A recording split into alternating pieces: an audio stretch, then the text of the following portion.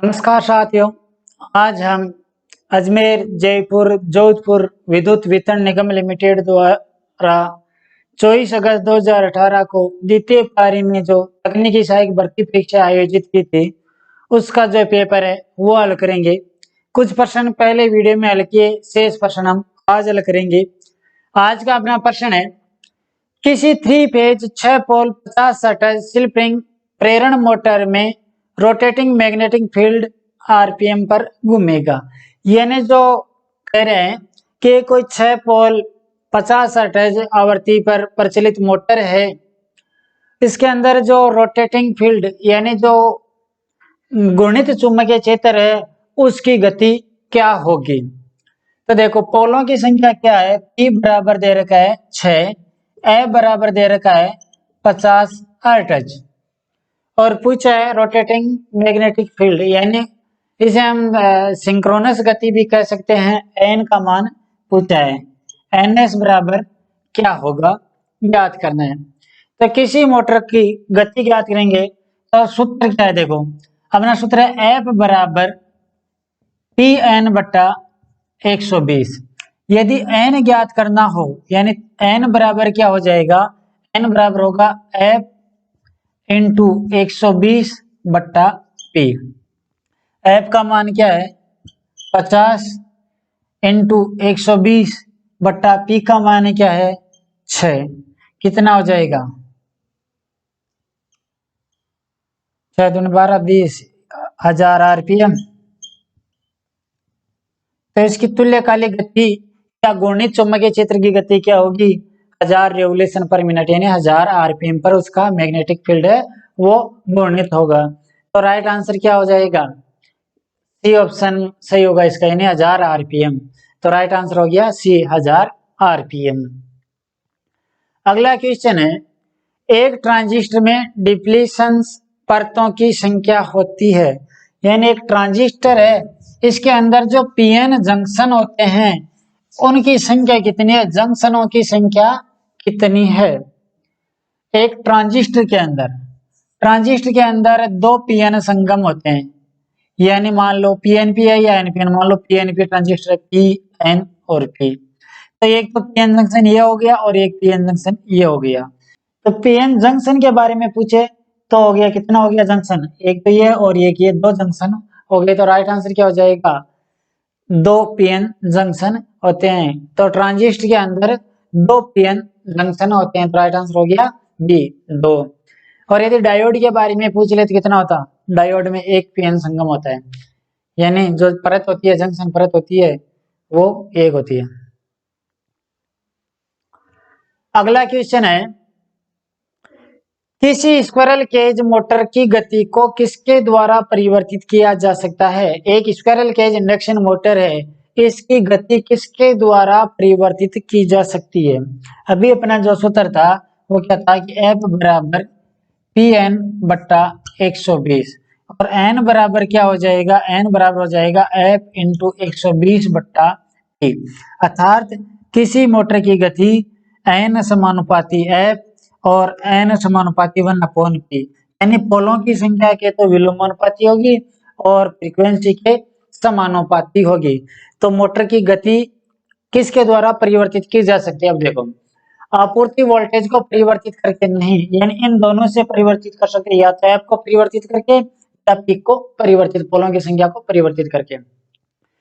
अगला ऑप्शन देखो, स्टेटर में पोलों की संख्या को परिवर्तित करके, सही है, स्टेटर में पोलों की संख्या को परिवर्तित करेंगे तो गति परिवर्तित हो जाएगी, क्योंकि पोलों की संख्या के विलोमानुपाती होती है मोटर की गति।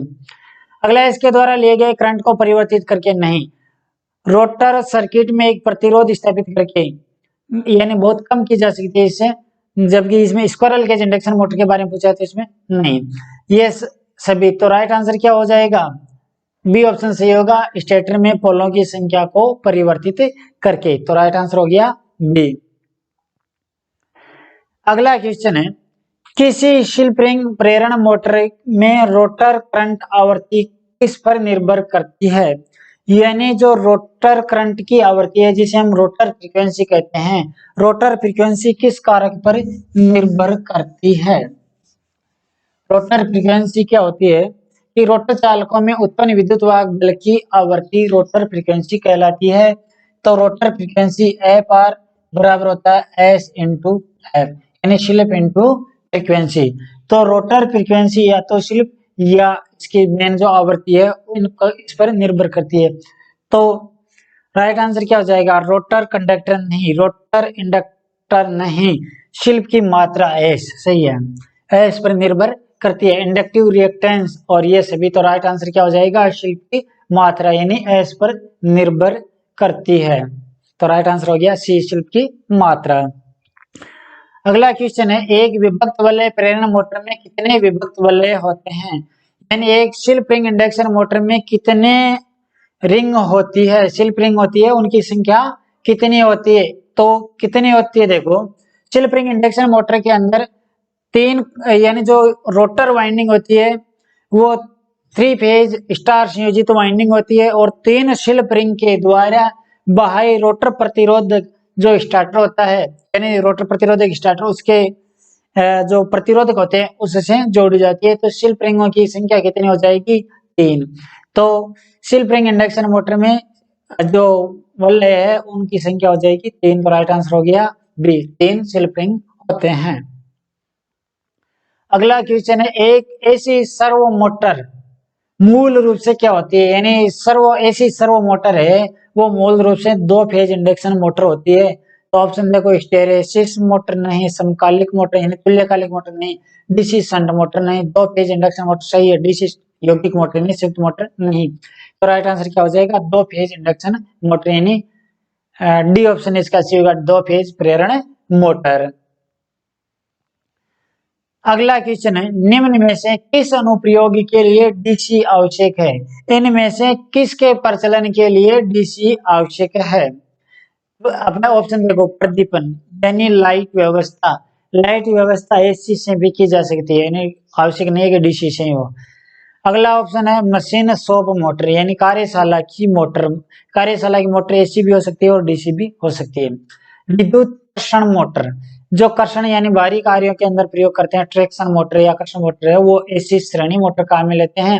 तो इसका राइट यानी इसमें केवल डीसी मोटर ही प्रयोग करते हैं। अगला ऑप्शन है विद्युत घरेलू उपकरण, घरेलू उपकरण एसी और डीसी दोनों के हो सकते हैं, इनमें से कोई नहीं। तो राइट आंसर क्या हो जाएगा? विद्युत कर्षण मोटर, यानी जो विद्युत कर्षण मोटर है यह केवल डीसी प्रचलित मोटर ही होती है, तो इसमें डीसी की आवश्यकता होती है। तो राइट आंसर हो गया सी, विद्युत कर्षण मोटर। अगला क्वेश्चन है, चुंबकीय स्टार्टर ध्रुवों की संख्या किससे संदर्भित करते हैं? चुंबकीय स्टेटर में ध्रुवों की संख्या किससे संदर्भित करते हैं यानी प्रदर्शित करते हैं? ऑप्शन देखो, शक्ति लोड संपर्कों की संख्या यानी पावर संपर्कों की संख्या, नियंत्रण संपर्कों की संख्या, अब उत्तर ध्रुवों की संख्या, दक्षिण ध्रुवों की संख्या, ये सभी। तो क्या चुंबकीय स्टेटर में ध्रुवों की संख्या नियंत्रण संपर्कों की संख्या से प्रदर्शित करते हैं? तो राइट आंसर क्या हो गया? नियंत्रण संपर्कों की संख्या, कंट्रोलिंग संपर्कों की संख्या से। तो बी ऑप्शन इसका सही होगा। अगला क्वेश्चन है, मैट्रिक सिस्टम में सुपर एनेमल्ड तमर तार का आकार किसमें दर्शाया जाता है? यानी ब्रिटिश प्रणाली के अंदर तो एसडब्ल्यूजी जिसे हम केवल गेज भी कह सकते हैं या स्टैंडर्ड वायर गेज एसडब्ल्यूजी में दर्शाते हैं ब्रिटिश प्रणाली में। और मैट्रिक प्रणाली के अंदर इसका जो आकार होता है वो व्यास को हम एमएम में दर्शाते हैं, तो व्यास होता है वो एमएम में दर्शाया जाता है। तो राइट आंसर क्या हो जाएगा? व्यास एमएम में, यानी ए ऑप्शन इसका सही होगा। अगला क्वेश्चन है, यदि मोटर में ध्रुवों की संख्या 4 है और स्लॉटों की संख्या 24 है तो पोल ध्रुव पिच यानी पोल पिच क्या होगा? क्या दे रखा है कि मोटर में ध्रुवों की संख्या, पोलों की संख्या, पोल बराबर क्या है? पोलों की संख्या है 4 और स्लॉटों की संख्या, स्लॉटों की संख्या है 24। तो पोल पिच यानी ध्रुव पिच क्या होगा? तो पोल पिच बराबर क्या होगा? तो देखो पोल पिच बराबर क्या होता है? पोल पिच बराबर होता है स्लॉटों की संख्या बट्टा पोलों की संख्या, यानी कुल स्लॉट स्टेटर में कुल स्लॉट बट्टा पोल्स। तो स्लॉटों की संख्या कितनी है 24, पोलों की संख्या कितनी है 4, कितना हो जाएगा 6। तो पोल पिच का मान क्या हो जाएगा 6। तो राइट आंसर क्या हो जाएगा 6 स्लॉट, यानी पोल पिच स्लॉटों की संख्या में ले रखा है तो 6 हो जाएगा। तो राइट आंसर हो गया 6, किसमें सी ऑप्शन में है। अगला क्वेश्चन है, यदि एक संधारित्र प्रकार पंखे की मोटर में क्वाइलों की कुल संख्या 16 है, यानी एक कैपेसिटर संधारित्र प्रकार पंखा, इसका ऐसे क्या हो गया कि परमानेंट कैपेसिटर प्रकार का पंखा है, यानी सिंगल फेज जिसके अंदर स्टार्टिंग और रनिंग वाइंडिंग है वो पंखा है, जिसमें कुल क्वाइलों की संख्या 16 है। तो प्रत्येक समूह में क्वाइलों की संख्या क्या होगी, कुल क्वाइल है 16, तो प्रत्येक समूह में क्या हो जाएगी, यानी जो भी क्वाइल है उसमें से आधी तो होगी स्टार्टिंग की, आधी होगी रनिंग की। तो 16 में से आधी यानी 8 तो है स्टार्टिंग की क्वाइल और 8 है रनिंग की क्वाइल। तो दो समूह हो गए, एक तो स्टार्टिंग का समूह, एक रनिंग का समूह है। तो स्टार्टिंग के समूह में भी 8 है और रनिंग के समूह में भी 8 है, तो प्रत्येक समूह में कितनी हो जाएगी 8 क्वाइल। तो इसमें राइट यही पूछा है कि प्रत्येक समूह में क्वाइलों की संख्या क्या होगी, तो राइट आंसर हो गया सी 8 क्वाइल। अगला क्वेश्चन है, एक ही कम्यूटेटर सेगमेंट से जुड़े दो कुंडलन सिरे के बीच की दूरी क्या कहलाती है। एक ही कम्यूटेटर सेगमेंट से एक दिक् प्रवर्तक से जुड़ा हुआ है, किस प्रकार से कह रहा है, मान लो आर्मेचर के अंदर ये दिक् प्रवर्तक है यानी कम्यूटेटर सेगमेंट इस प्रकार से है। अब कोई क्वाइल है एक ही सेगमेंट से जुड़ी हुई क्वाइल, मान लो ये क्वाइल है,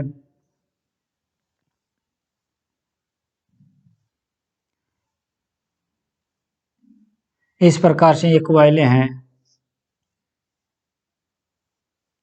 अब कह रहा है कि एक ही सेगमेंट से, मान लो इससे, यानी ये दोनों तार इसी से जुड़ी हुई, एक सेगमेंट से जुड़ी हुई, एक ही कम्यूटेटर सेगमेंट से जुड़ी हुई कुंडली सिरे के बीच की दूरी, यानी एक ही सेगमेंट से जुड़ी हुई, ये हो गया इसका तो प्रथम और ये हो गया अंतिम। तो ये तो क्या कहलाएगा फ्रंट पिच, यानी फ्रंट पिच क्या है कि दूसरी कॉइल का प्रथम सिरा और प्रथम कॉइल के अंतिम सिरे के बीच का जो अंतराल होगा वो फ्रंट पिच कहलाएगा। कई बार ये पूछ लेते हैं कि एक ही कॉइल के दोनों अंतकों के बीच की दूरी, यानी एक कॉइल है इसका एक प्रथम ये है और अंतिम सिरा ये, इनके बीच की दूरी वो हो जाएगा बैक पिच। इसमें क्या होगा, ये दूरी पूछे इन दोनों के बीच की दूरी, तो ये हो जाएगा फ्रंट पिच। तो राइट आंसर क्या हो गया फ्रंट पिच, यानी बी ऑप्शन सही होगा। अगला क्वेश्चन है, दिए गए चित्र में लपेटन वक्र का प्रकार जो आरेख दे रखा है वो किस प्रकार के लपेटन वक्र है। देखो कौन कौन से दे रखे हैं। पहला है flat loop non overlap, flat loop non overlap, flat loop non overlap. Flat loop non overlap किस प्रकार का होता है, मान लो ये स्लॉट बने हुए हैं, तो इसमें जो वाइंडिंग डालेंगे वो इस प्रकार से ओवरलैप नहीं करनी है एक दूसरे को, ये हो गया फ्लैट लूप नॉन ओवरलैप, इस प्रकार की वाइंडिंग होगी फ्लैट लूप नॉन ओवरलैप। दूसरा है स्किन वक्र, स्किन वक्र कौन सा है, स्किन वक्र किस प्रकार से है कि एक बड़ी क्वाइल बनाएंगे और उनको अलग अलग स्लॉटों में डालेंगे। जिस प्रकार से एक बड़ी क्वाइल है, इसका प्रथम सिरा इस प्रकार से, ये सिरा अलग अलग स्लॉट में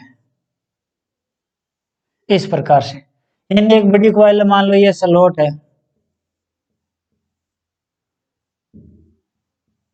तो इस प्रकार से डालेंगे, तो ये हो गई स्किन वाइंडिंग, ये हो गया प्रथम सिरा और ये हो गया अंतिम सिरा, तो ये हो गई स्किन वक्र। अगला पेचदार कुंडली वक्र, पेचदार कुंडली वक्र। पेचदार कुंडली वक्र इस प्रकार से है, मान लो जो अलग अलग ये स्लॉट बने हुए हैं, इसके अंदर जो वाइंडिंग डाल रहे हैं, मान लो इस प्रकार से,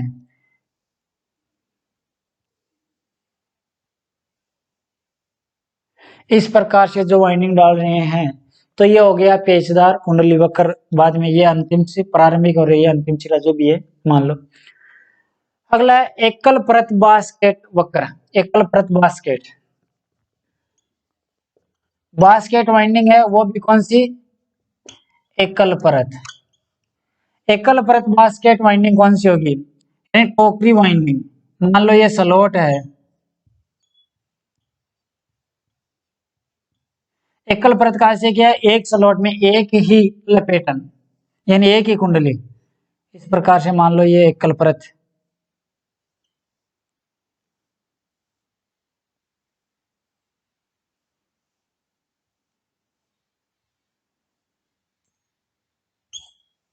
इस प्रकार से ये होगी एकल परत बास्केट वाइंडिंग। और दोहरी परत बास्केट, बास्केट दोहरी परत वो किस प्रकार से होगी, मान लो ये स्लॉट है, इसके अंदर ये वाइंडिंग डाल रहे हैं, अब इसी एक ही स्लॉट में दो दो कुंडलन, इस प्रकार से,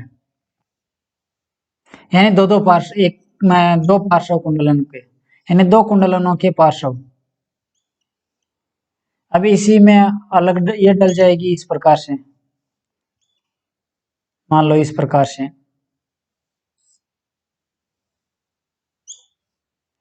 यानी प्रत्येक कुंडलन में दो दो, यानी स्लॉट में दो दो कुंडलन है।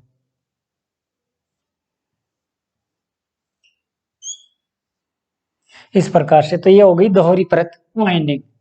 तो जो दर्शित आरेख है वो किसका है, पेचदार कुंडली वक्र का। तो राइट आंसर क्या हो जाएगा, सी, पेचदार कुंडली वक्र। तो ये जो आरेख दर्शाया है वो किसका है, पेचदार कुंडली वक्र का, ये आरेख है। अगला क्वेश्चन है, यदि वक्र में कुंडली का समूह है और एक ही केंद्र होता है तो इस वाइंडिंग को क्या कहेंगे, यानी इस वक्र को क्या कहेंगे, तो इस वक्र को केंद्रित वक्र कहेंगे, यानी बी ऑप्शन इसका सही होगा। तो राइट आंसर क्या हो गया, केंद्रित वक्र। अगला क्वेश्चन है, तीन फेज वाइंडिंग में फेजों के बीच वक्र फेज विस्थापना होनी चाहिए, यानी थ्री फेज में दो कलाओं के बीच वाइंडिंग कर रहे हैं तो दो कला वाइंडिंग के बीच में कला अंतर कितना होना चाहिए, थ्री फेज में 120 डिग्री, टू फेज के बारे में पूछ ले तो 90 डिग्री। तो इसमें थ्री फेज के बारे में पूछा है तो कला अंतर कितना होना चाहिए, 120 डिग्री। तो राइट आंसर क्या हो गया, बी, 120 डिग्री। अगला क्वेश्चन है, एक स्टेटर की विद्युतीय डिग्री क्या होती है, यानी एक स्टेटर का कुल वैद्युतिक अंश क्या होता है। एक स्टेटर के अंदर जो कुल वैद्युतिक डिग्री होती है उसका मान क्या होता है,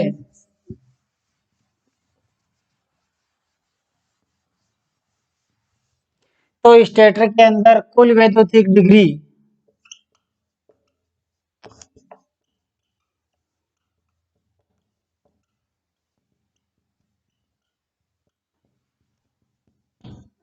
कुल वैद्युतिक डिग्री बराबर होता है 360 इंटू पोल जोड़े, यानी पोलों जोड़ों की संख्या पोल बट्टा 2। ऐसे हम कह सकते हैं, इसका इसमें भाग लगाएंगे तो कितना हो जाएगा, 180 इंटू पोल की संख्या। तो हम यानी 360 इंटू पोल बटा 2 भी कह सकते हैं या 180 इंटू पोलों की संख्या भी कह सकते हैं। तो राइट आंसर क्या हो जाएगा, देखो 180 इंटू ध्रुवों की संख्या ए ऑप्शन में ही दे रखा है, तो राइट आंसर हो जाएगा ए, 180 इंटू पोल ध्रुवों की, यानी ध्रुवों की संख्या, तो 180 इंटू ध्रुवों की संख्या या पोलों की संख्या भी कह सकते हैं। तो राइट आंसर क्या हो जाएगा, 180 इंटू पोलों की संख्या, यानी ए ऑप्शन इसका सही होगा। अगला क्वेश्चन है, एक हाफ वेव शोधक में कितने एक हाफ वेव शोधक को किसकी आवश्यकता होती है, यानी हाफ वेव रेक्टिफायर में किसकी आवश्यकता होती है।